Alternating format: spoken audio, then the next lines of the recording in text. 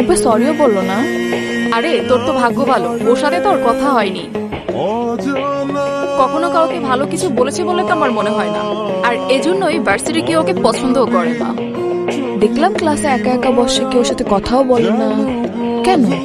হ্যাঁ, কিন্তু ভুলে কথা বলার বা ফ্রেন্ডশিপ করার জন্য তুই মাথায় আনিস না। সবাই ওকে ইগনোর করে, আর তোরও উচিত ওকে ইগনোর করা। আর এমনিতেও আমার মনে হয় না কোনো মেয়ের প্রতি ওর আকর্ষণ আছে বলে। কেন, ও কি তোকে বাই এনি চান্স রিজেক্ট করছিল? এই একদম উল্টাপাল্টা কথা বলবি না।